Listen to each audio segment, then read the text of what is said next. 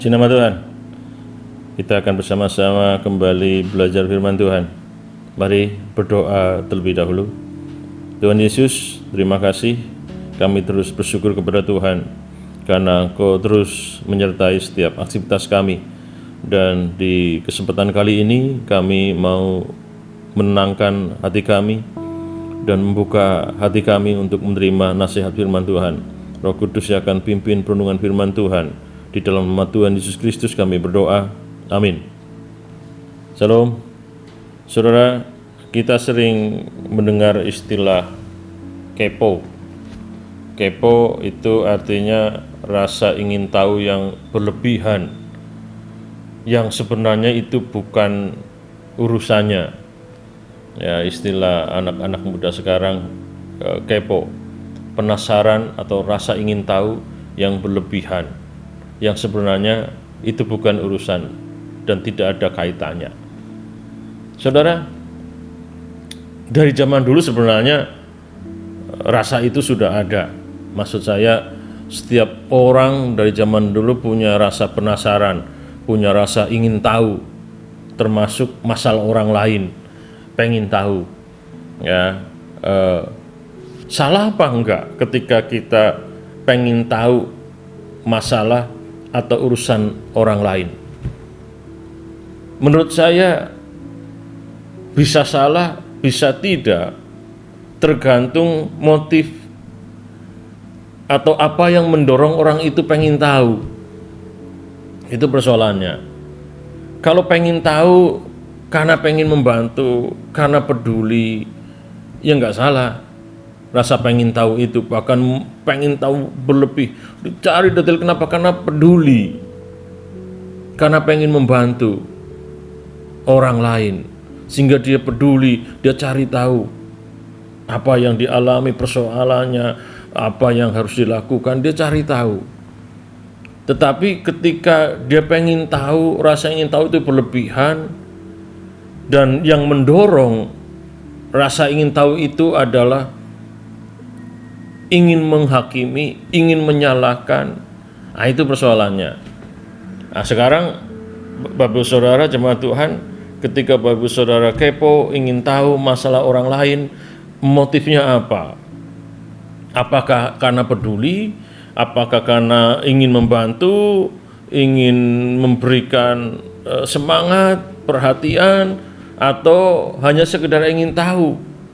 Bahkan tadi ingin menghakimi, menyalahkan, setelah tahu terus menyalahkan, menghakimi, oh harusnya, dan seterusnya. Jadi rasa ingin tahu menurut saya itu netral, tapi motif itu yang akan menentukan kita ingin tahu untuk apa, karena apa. Dari zaman dulu selalu ada orang-orang yang seperti itu.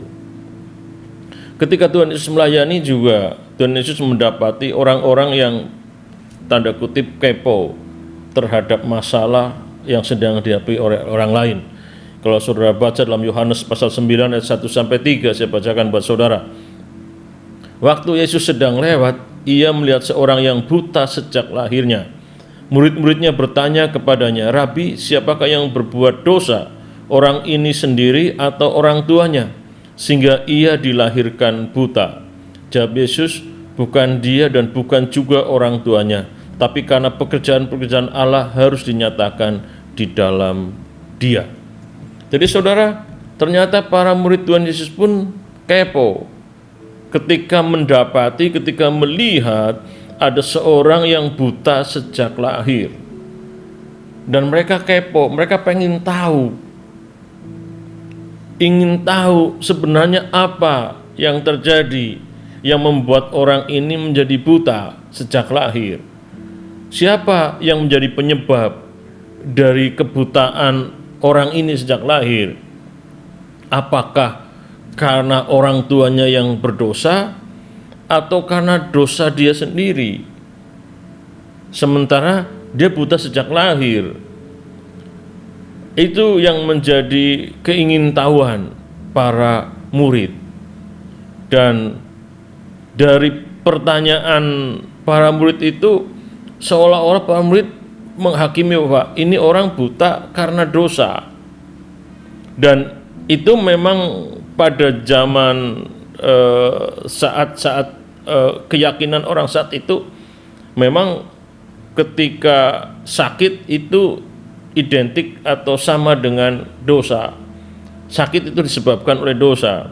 Kalau saudara baca Yohanes pasal 5, 14, Yohanes 8, 11, Yesus ketika menyembuhkan orang mengatakan, jangan berbuat dosa lagi. Ya, dosamu sudah diampuni.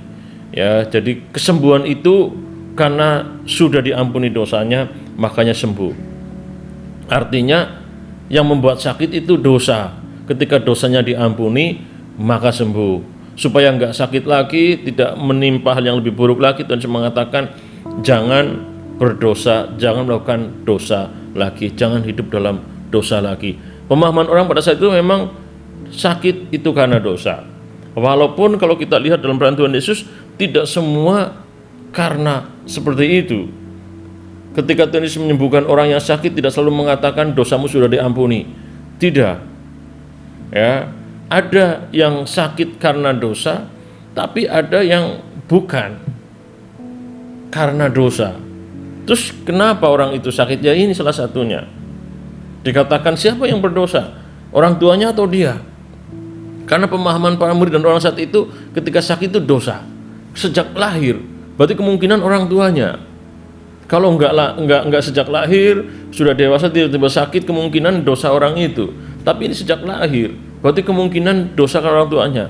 Tapi kalau orang tuanya yang berdosa, pertanyaan berikutnya menjadi tidak adil. Kalau orang tuanya dosa, kenapa anaknya yang menanggung? Kalau anaknya yang menanggung, anaknya yang dosa, kan baru lahir, belum melakukan tindakan-tindakan dosa. Jadi ini keingintahuan para murid. Dan keingintahuan para murid ini didasari tadi pemahaman bahwa orang yang sakit itu karena dosa. Dan Yesus menjelaskan dengan jelas jawabannya pada ayat yang ketiga, bahwa ada maksud Tuhan dari setiap peristiwa yang dialami oleh manusia. Orang ini sakit bukan karena dosa orang tuanya ataupun anaknya. Jelas Tuhan Yesus mengatakan bukan dia dan bukan juga orang tuanya. Jadi jelas orang yang buta ini sakit bukan karena dosa orang tuanya, juga bukan dosa dia sendiri. Tapi dikatakan karena pekerjaan-pekerjaan Allah harus dinyatakan di dalam dia. Ternyata ada maksud Tuhan. Ada maksud Tuhan dari situasi itu. Ketika orang itu dilahirkan buta, bukan karena kesalahan orang tuanya ataupun kesalahan dia sendiri, tapi ada rencana Tuhan, ada pekerjaan-pekerjaan Tuhan yang akan Tuhan nyatakan pada orang itu, dan hanya orang itu mengalami kesembuhan, mukjizat Tuhan lakukan. Jadi saudara, dari perenungan hari ini kita belajar, mari kita belajar seperti apa yang Tuhan Yesus katakan. Kita fokus, kita memandang ke depan. Sering ketika kita menghadapi masalah, menghadapi persoalan, kita selalu fokus apa yang menjadi sebab, ya itu juga nggak salah. Kita cari akar masalahnya, itu juga nggak salah. Tapi sama seperti tadi, kepo tadi, ketika hanya kita mencari penyebabnya dan mencari siapa yang harus disalahkan, bertanggung jawab, itu justru tidak menyelesaikan persoalan. Dan Yesus mengajarkan kepada kita, mari kita pandang ke depan. Bukan dosa orang ini, bukan dosa anak ini, tapi karena ada rencana Tuhan. Ada pergumulan, ada persoalan, kita tidak perlu ya terus menerus menyesali, terus menerus ya menangisi keadaan dan menyalahkan satu dengan yang lain. Lebih bagus kita yakin bahwa dalam situasi tersebut ada maksud Tuhan, ada rencana Tuhan, ada pekerjaan-pekerjaan yang akan Tuhan kerjakan melalui tantangan, peristiwa, ataupun kesulitan, bahkan penderitaan yang kita alami. Jadi tetap arahkan pandangan ke depan. Ada maksud Tuhan, ada pekerjaan-pekerjaan Tuhan yang besar yang akan Tuhan lakukan. Tuhan Yesus memberkati kita semuanya. Kita berdoa.